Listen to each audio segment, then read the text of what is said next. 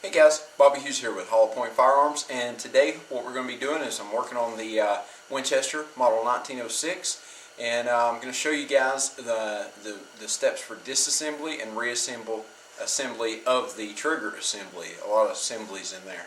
But anyway, this is actually a request from one of my subscribers who's working on a similar rifle, and it's basically the same concept.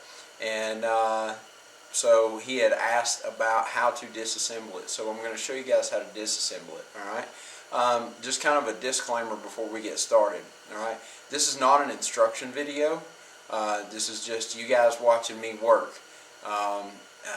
For legal reasons, if I'm instructing you guys on how to do this and something happens when you're working on your own guns, then I can get in a lot of trouble, you know.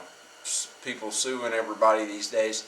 I got to be real careful, make sure I put this disclaimer in there. So just to reiterate, this is not an instructional video. This is just a video on you guys watching me do gunsmithing. Alright, so anyway, let's get started.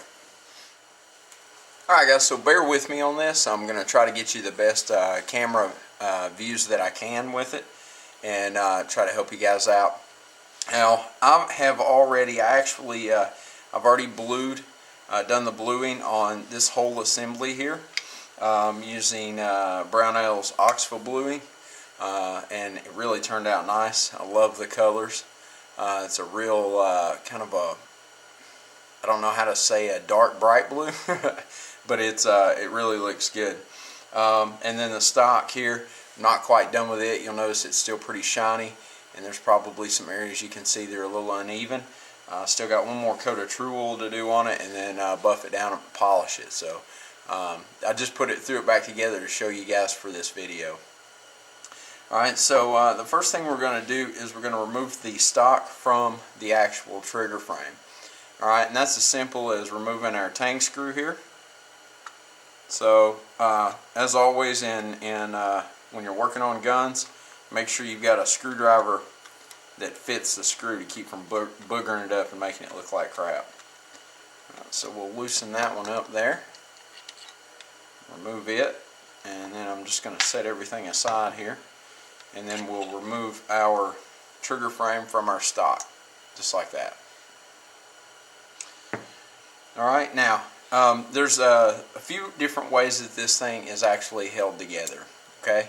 The first one here is the main places that you're going to notice, the easy places to take apart first, is going to be this flat hammer spring right here. Okay, that's actually what puts tension on the hammer when it's cocking it. So we're going to go ahead and remove that first.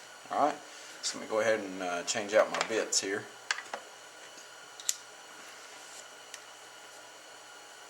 All right, so the way you do that is on the bottom here. There's a little screw, and I would suggest putting a little bit of pressure on that flat spring, just to keep from pulling the threads out of your screw when you take that loose, because it's going to have a little bit of pressure on it. You can see there's a little bit of gap in it, and when we put it back together, we'll put some pressure on it and help hold it down. So we're just going to remove that and drop it down out from underneath the little lever on the back of the hammer. Alright, set that aside. Now, next thing we're going to do is right here in the top, there's actually a little fake screw. Alright, that's just a filler screw. So I'm going to go ahead and remove that.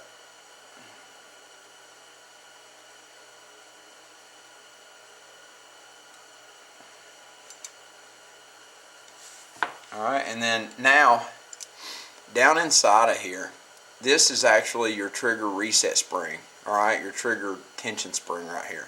That's another little flat spring, and this screw right here has to come out. Alright, now I don't have a bit on my gunsmithing screwdrivers and stuff that will reach all the way down in there. Alright, so what I did was I took a little Craftsman screwdriver and I took it to the bench grinder and I grinded the tip off until I got it narrow enough that I could fit it down inside the hole here. Alright, so now I'm just going to go ahead and loosen that up.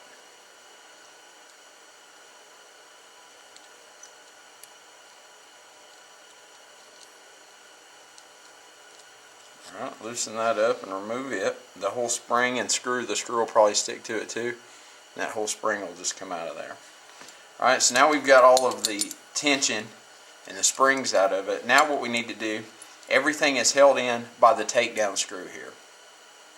Now depending on how much carbon buildup you have on your actual takedown screw will determine how easy this is to see. And another thing that you're going to look for is this spacer right here. Alright. Let me find something to point with. Alright, so right here is the spacer, and that will move back and forth. So what you want to do is push it in there, back in there as far as you can get it. Sometimes you can move the hammer around and stuff like that, and you'll be able to get it to seat in there a little bit deeper. Alright, now on the takedown screw, once you clean the carbon and stuff off, you'll notice that there's a little bitty pin in there. If you guys can see it or not. That little bitty pin, that has to come out, and then this takedown screw will come right out, and everything else will come apart. Alright, so what I'm going to use to pull this pin out, first thing you got to do is check and see which end has like a crimp look on it. Alright, and that's your stopper end. In this case it's this end. That's the stopper end right there, and then this will be the bottom. So I'm going to flip the screw over,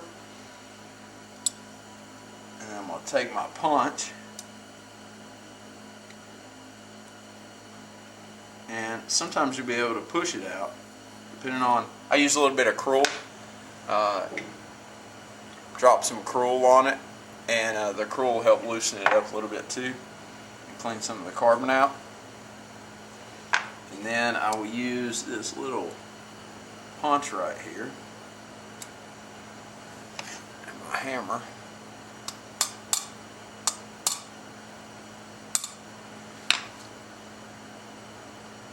Punch is almost too big for it. It's the smallest one I got. Now you can see we've actually started pushing the pin out. So now what I'm going to do is just take a pair of needle nose pliers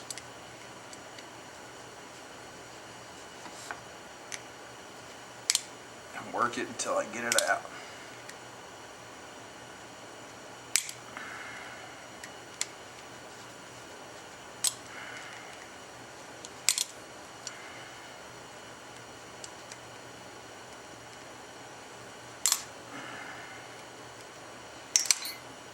Oh, I thought I had it just then.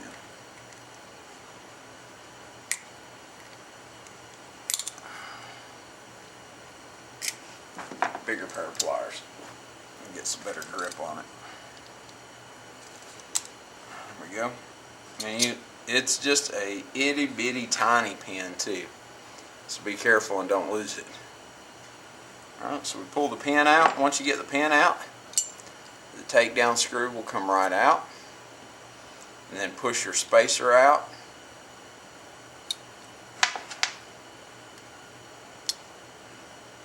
There's your spacer, and then everything will just slide apart. And there's your hammer. Alright, and then your trigger will still be inside here, and there's one pin that you can push out to take the trigger out. Alright, I'm not gonna take the trigger back out just because it's just that one pin. There's nothing special in there. That one pin will take that trigger, it just knocks completely through. It's a push through pin, so push it straight through and your trigger will drop straight, pull straight out the top. Alright, and then when you put it back in, same way, just put it straight back in and drop the pin back in. I'm not going to do it just because I don't need to, and it's pretty self-explanatory, so you guys should be able to do it. Alright, now let's go back into, now let's do the reassembly. Alright, pretty straightforward, just like we took it apart. We're going to put it back together. Alright, we're going to start with our hammer, alright, and our feeder or lift, whatever you want to call it. Alright, and when you reassemble, you want to make sure that the notches in the trigger's forward all the way back here. Alright, you're going to slide your hammer in right behind it. Okay, and then we're going to take our lifter, feeder, we're going to put it right in there like that, line our holes up. That's pretty good. And then we're going to put our spacer back in. Right, slide your spacer in. You have to play with it a little bit. Slide your spacer all the way in. Alright, place your takedown screw back through here. And then we're going to put our pin back in our takedown screw. This is the tedious part right here. Come here, pin.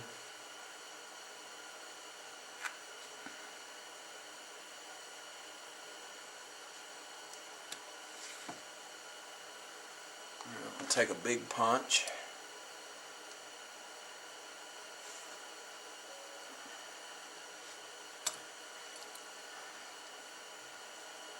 Probably put it in the vise, it'd be a little bit easier, but I'm trying to do it so you guys will be able to see it. I don't have to move the camera around and stuff. Take my hammer, give it a whack there, got it seated, and now we're just going to tap it home.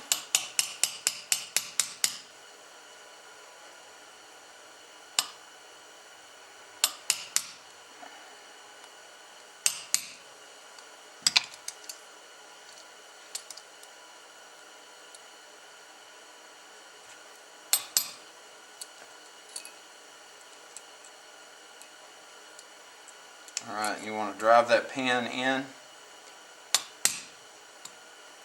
until your takedown screw will actually move back and forth freely. Alright, so now that's back in. Now we'll go back to reinstalling our springs. First one is going to be the trigger tension spring. Now when you replace the spring back into the trigger frame, the spring faces down like a claw, like you're digging into something, alright? And what it's going to do is just sit right down in here, and it's going to push on the back lip of the trigger. Alright, so we'll go ahead and install that.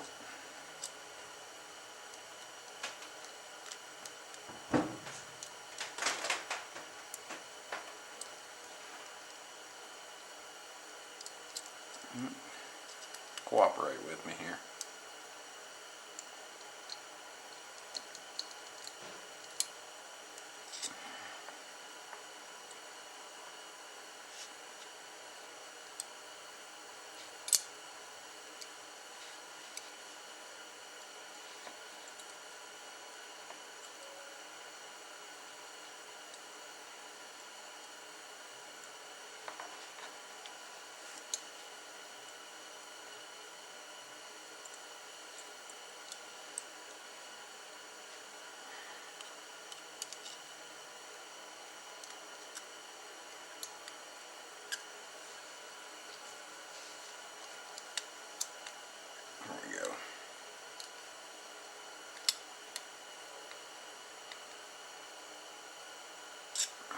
That's in.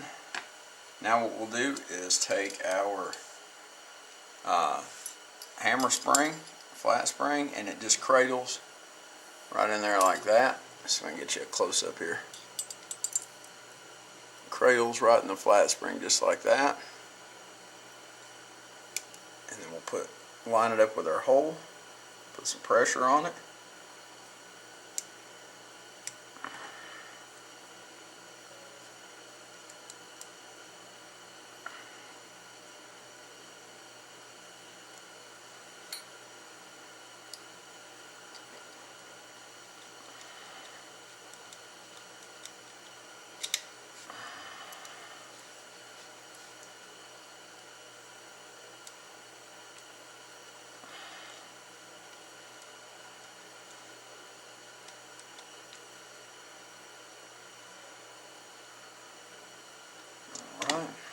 And then put our little filler screw in.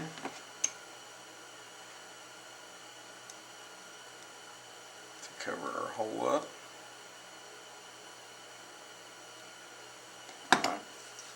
And then Just do a quick little functions check on it.